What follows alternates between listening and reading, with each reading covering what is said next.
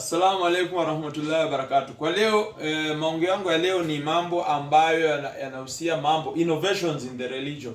Wanasema aje, kullu muhdathatin bid'a wa kullu bid'atin dalala wa kullu dalalatin finnar. Bid'a ambayo inaongelewa ni bid'a ambayo inahusiana na shuruti za dini ama rukun za dini ama chochote ya dini.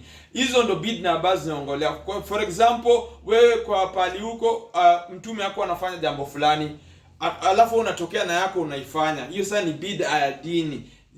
Bid'a, kullu bid'atin dalala. All innovations in the religion are transgression, and all transgression lead to hellfire. Kullu bid'atin dalala, kullu dalalatin finnar. Kullu muhdathatin bid'a, kullu bid'atin dalala, kullu bid'atin wa kullu muhdathatin bid'a wa kullu bid'atin finnar.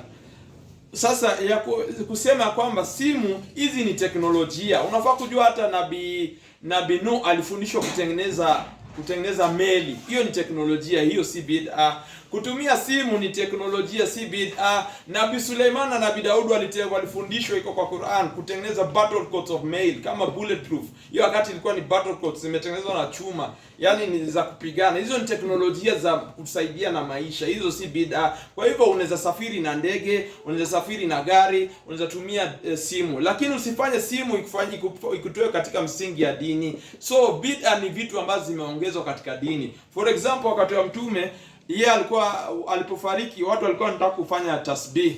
Wakasema watafanya aje tasbih? Wakasema wahesabu mawe 100 kwa misikiti. Kulikuwa na sahaba mmoja amebaki ambaye alimuona mtume, hao wengine hawakuwa wamemuona mtume. Akamwambia, hii nini mnafanya? Akasema, sisi tumeona tumkumbuke Mwenyezi Mungu kwa kuhesabu mawe. So akamwambia mtume hakuwa anafanya hivyo. Mtume alikuwa anafanya tasbih na vidole. Hiyo ndo sunna kabisa ya vidole. Lakini wabillahi tawfik, kama hao wengine wako na athari zozote kuonesha mtume alitumia tasbih ya beads, Allahu yaalam, lakini hizo ndo bid'a ambazo zinaongelewa. So kama unataka kufuata sunna sana, fuata sunna ya vidole hivi: subhanallah, subhanallah, subhanallah, subhanallah, subhanallah, subhanallah, subhanallah, subhanallah, mara 33, alhamdulillah, alhamdulillah, mara 33, Allahu akbar, Allahu akbar, mara 33.